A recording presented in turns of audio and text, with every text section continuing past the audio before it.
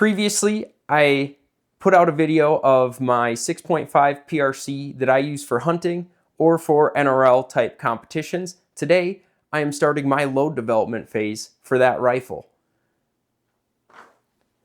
We're starting with ADG brass. This is its first firing. I am also using Federal 210 primers. These are the gold medal match, so they should be of the highest quality.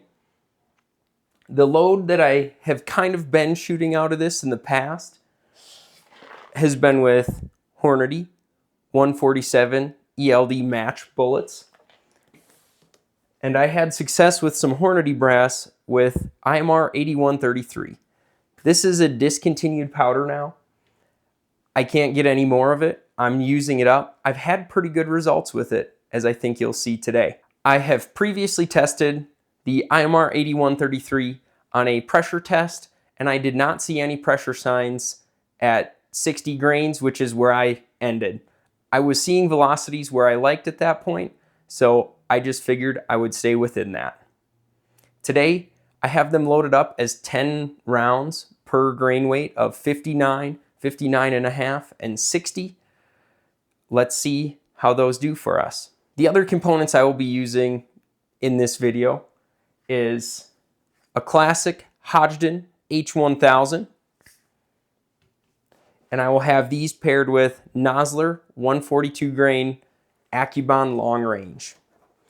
In my previous experience with the Nosler bullets, I tend to not see quite the accuracy I do out of the Hornady match bullets or ELD-X's for that matter. One thing I've constantly seen with these is a wider extreme spread. That may be something that I do some more testing in. We'll see if that holds true today. Going over the reason I've chosen these components for this rifle with hunting in mind. With both of these powders, they are said to be temperature stable, so they should not fluctuate much in feet per second in the various conditions I might find myself in practicing all off season during the summer, or when I get into the field when it is much colder out. When it comes down to projectile selection, I came to these conclusions partially because I had both of them. And I have had limited experience with match bullets for hunting, although I know that is a very popular hot button topic. I do buy into the fact that match bullets work phenomenally for hunting. I have very limited experience in that, and in that limited experience, I've had good success. I also know Nosler accubonds have been around for a long time, and that has been a staple in the hunting bullet market. I would like to give these a try and see how they do. They've shot well out of other rifles that I've had, and I would like to see how they do out of this rifle. We're at the range. We are testing out the loads that we worked up back at the house. Let's see how these work out. I'm going to start with 59 grains of IMR 8133 and the 147 ELD-Ms. I'm going to shoot 3 different powder charges, 10-shot groups, see how they turn out. And then I've got the 142 accubonds. Let's see how this goes.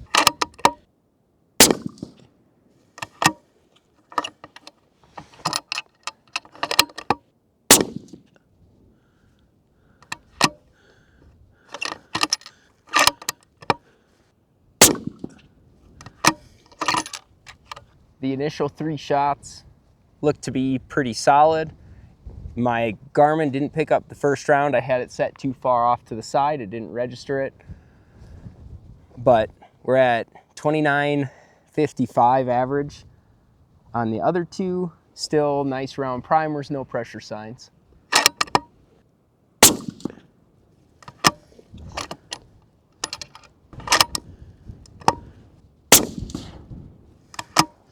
Feel like I pulled that one off to the right, a little low. That one was a heavy bolt lift, but it closed kind of hard. I don't know what the deal is there.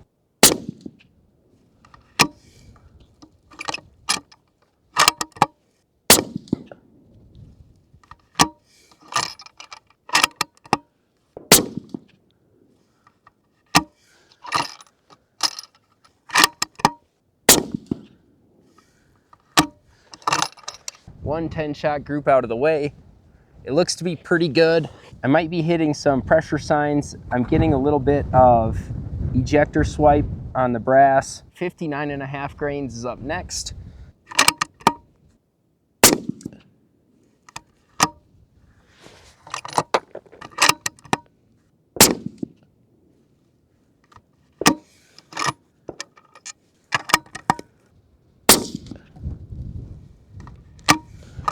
So I think I'm gonna back off of those loads.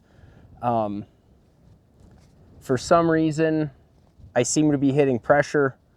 I haven't on these loads in the past. I'm just not gonna continue because my velocity isn't going up, but I'm hitting some significant pressure. So we'll go on to the next one. So after hitting pressure, we're moving on to the 142 accubond long ranges with H1000.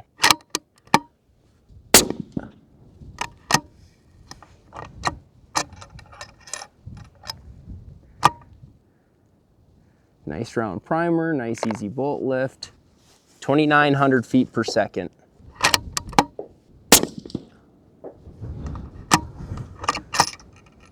$28.90.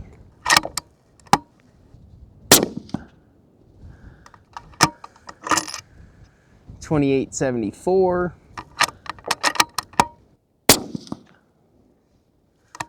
That one kind of went out on its own. $28.85.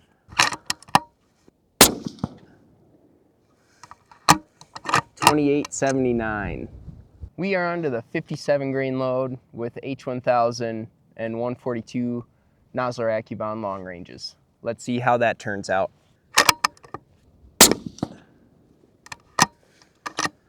Nice easy bolt lift, 29.26.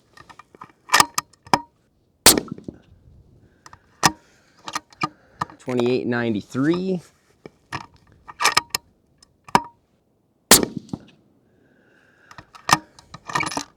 That was $29.08. $29.08 again.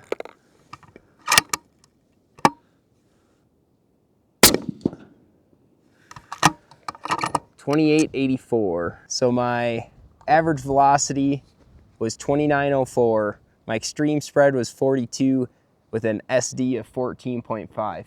Not really what I'm looking for out of a hunting load. We will see if any of these get any better. Up next, we have 57.5 grains of H1000. Let's see how that does.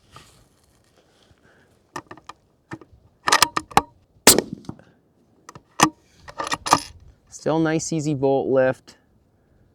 Nothing goofy going on. $29.49. Next one, $29.16.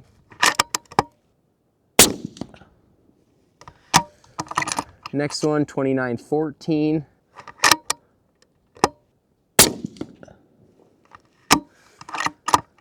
$29.15 on that with a heavy bolt lift. $29.10. Very, very, very slight ejector mark on that last one. Next load up, 58 grains of H1000, 142 Nosler accubond long ranges. This is the max charge on Nosler's load data, so we will see if we hit pressure or if we don't. I really haven't seen much of an increase in speed. The last one I did have a little bit better standard deviation. The last 4 shots, the standard deviation was 2, which is awesome. I know the first shot was 29.50 though, so my extreme spread would be a little bit closer to 40 feet per second, so probably my SD's truly more like a 10. We'll see if this does any better. Or that one was pretty fast at 29.66. No pressure on that though.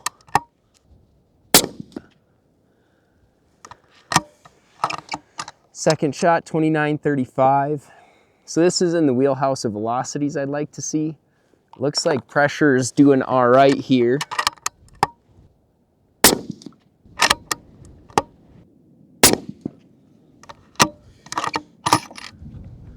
29.35.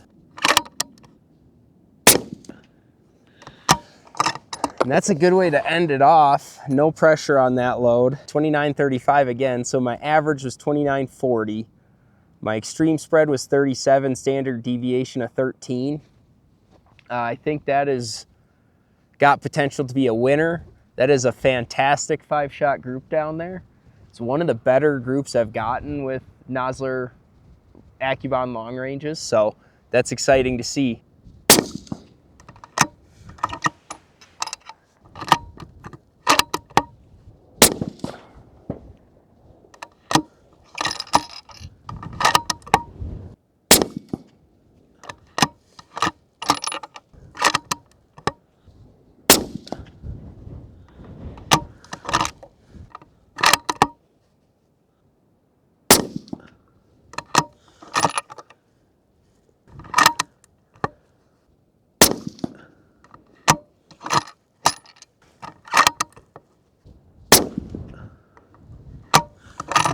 .60 grains, IMR 8133.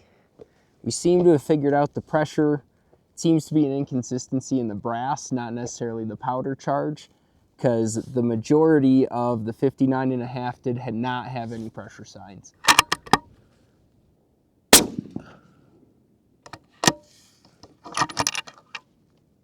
Yeah, no pressure signs on that.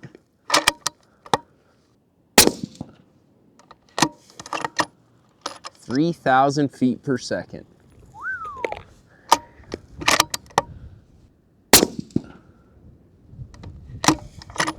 Yeah, no pressure signs yet.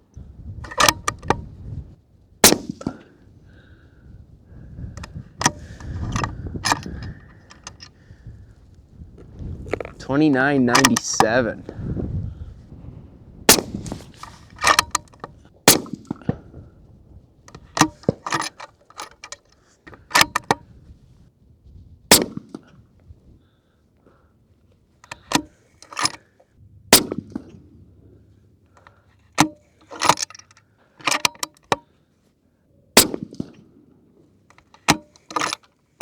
.3,000 feet per second.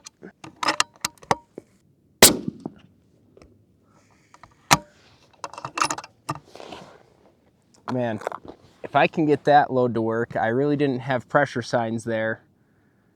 Average velocity was 29.80. Extreme spread was 36.3, which isn't too bad for 10 shots. Standard deviation, 13.4. There's a lot to like from that load there. Let's see if we can make that work. Let's take a look at the groups. We'll start over here where we started everything off. We'll play around. I zeroed the calipers to a 147 ELD-M, and it looks like a little wider that direction. So that 10-shot group is coming in at 0.806 inches, so about 0.8 MOA. That being said, I did call that a flyer. I'm going to count it because it counts. There's no such thing as flyers, although I do think I broke the trigger poorly. So maybe there's some potential there for another 1/10 of an inch smaller. We'll see. Moving over from 59 grains to 59.5. It's a little wider there. Not 100% sure what happened there. I know I seem to have found pressure, but I think it's just a variation in the cases because I saw more pressure there than I did at 60 grains. So there we're at 1.36 for the overall group. My 9-shot group would have been at about that same 0.8 area. And then for simplicity, we'll come up to this 59.5, or and then just to stick with the Hornady ELD-Ms, I'll come up here. We'll take a look at that. We're right at 0.84 is where it was at when I was measuring there. Having 10-shot groups in that 3/4 of an inch realm for a hunting gun is phenomenal. You just can't not be happy about that. Then I moved over to the Nosler accubond long ranges. The first group was the worst of everything. And these I did 5-shot groups because I had not tested pressure, so I wasn't confident that I wouldn't see pressure signs. For a 5-shot group there, looks like widest point is going to be at 1.07 inches, so a little over an MOA. And that was starting load I did for that was 56.5 grains of H1000, and I worked up to 58 grains. That was Nosler's max load in their book. Let's see here.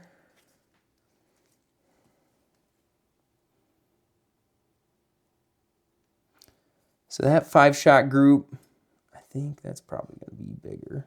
Yeah.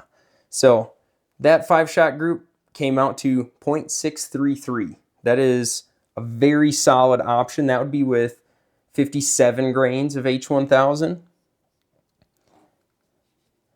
And then 57.5 grains definitely opened up a little bit. We're at 1.2 MOA, or 1.2 inches, so a little over an MOA.